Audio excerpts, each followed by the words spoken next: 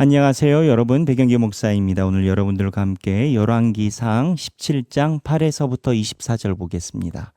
열왕기상 17장 8에서부터 24절까지의 내용을 살펴보도록 하겠습니다.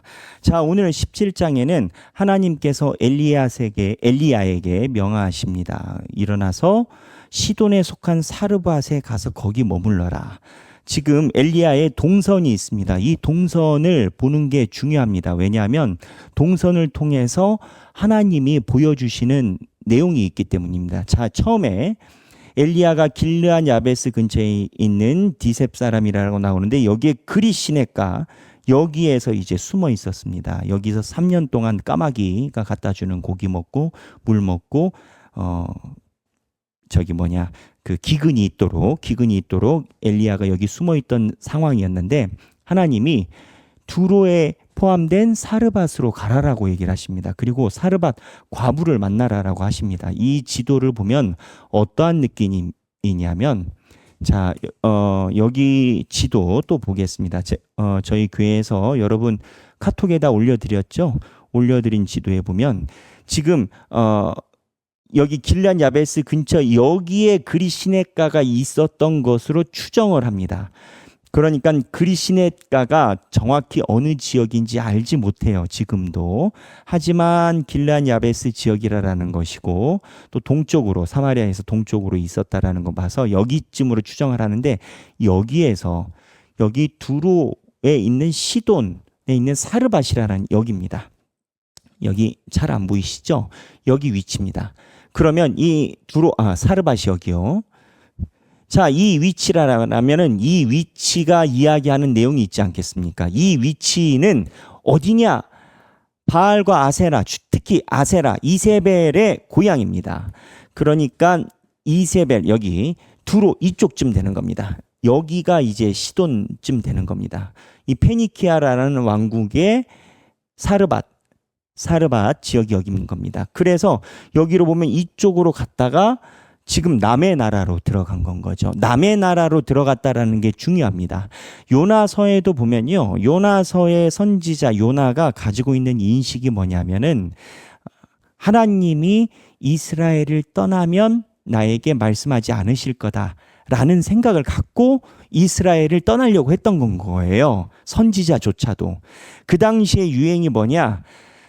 한 신이 있으면 그 신이 통치하는 영역이 그 나라에 한정된다라는 인식을 가지고 있어요. 그래서 남한에서 예를 들어서 예수님을 믿고 북한에서는 석가모니를 믿는다 치면은 우리나라로 따지면 남한을 떠나면 예수의 힘이 아닌 건 거예요. 영토가 다른 건 거예요. 이런 개념을 가지고 있어요. 그런데 하나님이 이러한 기근을 내려주시면서 바알과 아세라의 성지인 사르밧 이 두로 땅으로 직접 엘리야를 가라고 하십니다.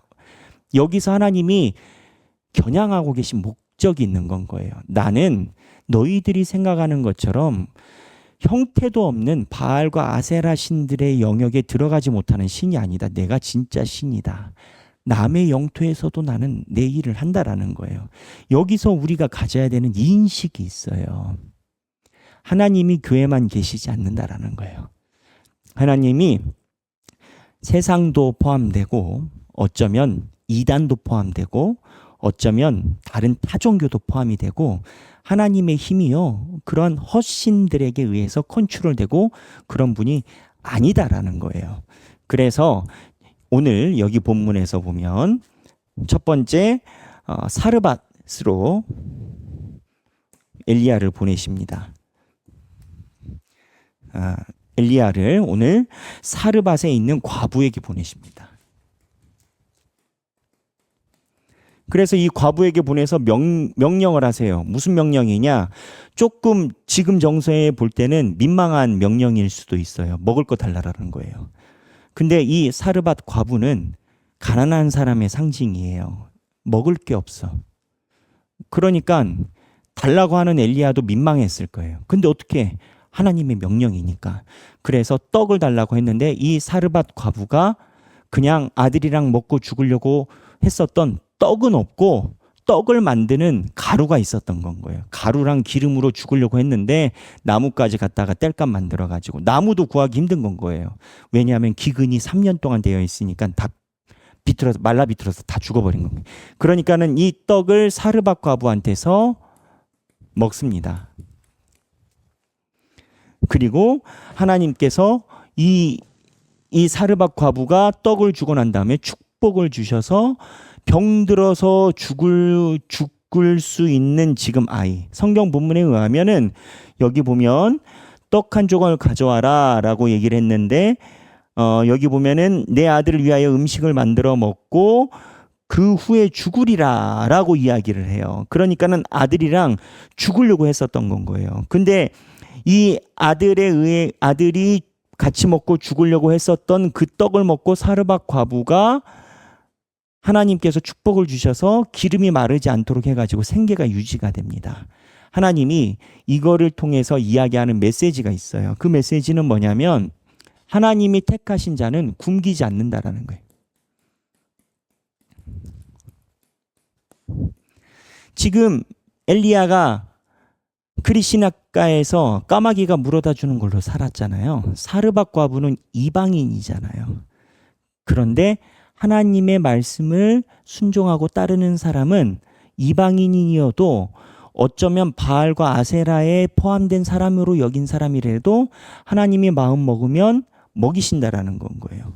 그리고 두 번째 이러고 있다가 이제 과부랑 아이가 살아가지고 먹고 이제 이걸로 생계를 유지하고 살아갈 수 있지 않겠습니까? 날마다 살다가 갑자기 죽게 돼요.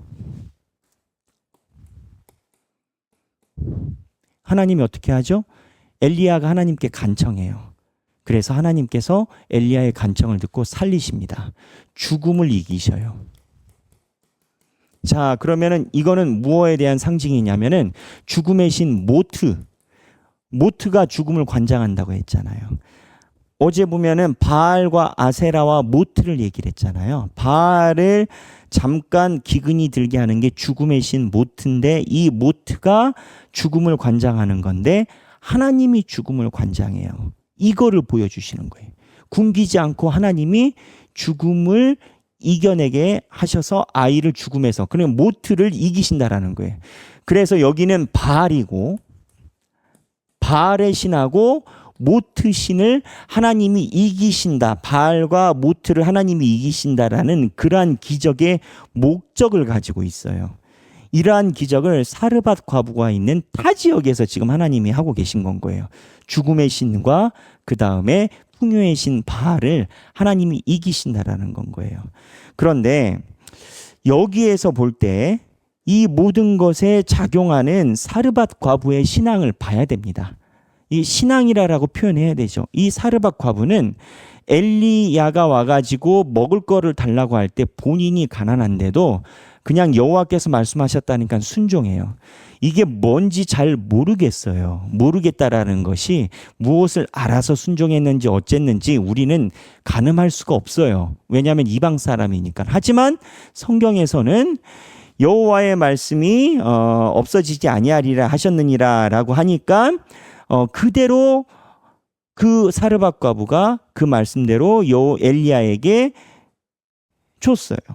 엘리야가 그 사르밧 과부가 살아계심을 두고 맹세하노니 나는 떡이 없고 통에 가루만 있는데 엘리야가 두려워하지 말라. 내 말대로 하려니와 먼저는 나를 위해 주라. 라고 이 순종의 기본이 뭐냐면 두려워하지 말라라고 얘기를 해요.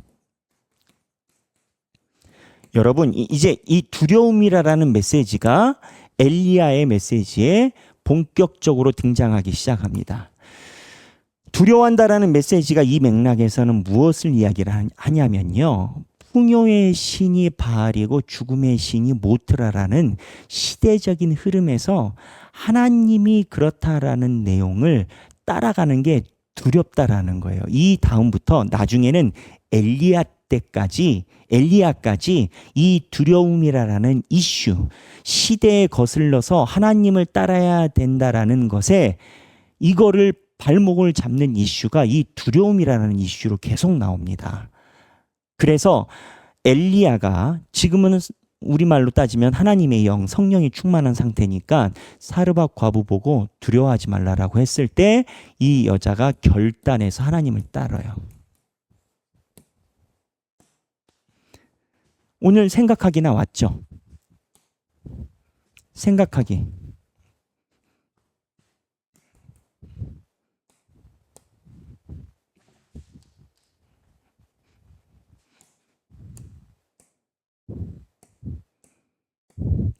생각하기.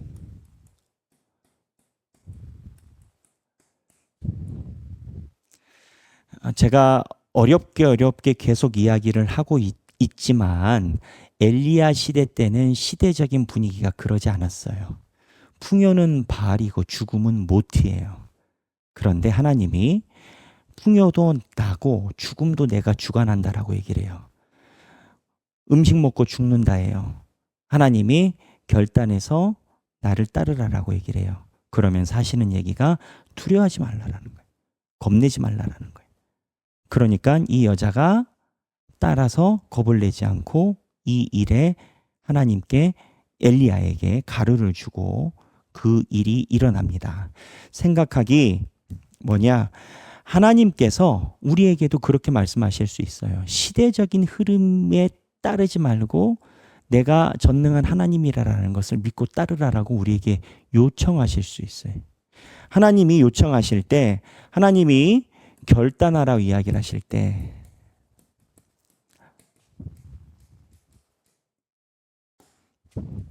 나는 결단하고 있는가? 결단할 수 있는가?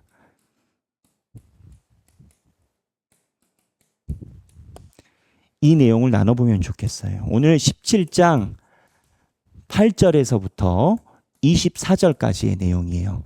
8절에서부터 24절까지의 내용인데 하나님께서 시대의 생각이 아닌 하나님의 생각으로 살아가라 할 때 나는 결단할 수 있는지, 그리고 결단했었던 이 결단이 이제 큰 것만 이야기를 하는 것은 아닙니다. 한순간 한순간이에요. 세상에서는 그렇게 이야기하지 않는데 내가 하나님을 믿고 예수를 믿기 위해서 한순간 한순간 나아갔던 그 걸음을 함께 고백해 하고 서로에게 힘이 되면 좋겠어요. 오늘 생각하기, 결단하라 하실 때 나는 결단할 수 있는가? 또 과거에 결단했었던 순간을 함께 나누시면서 행복한 성경 읽기 되시기를 바랍니다. 감사합니다.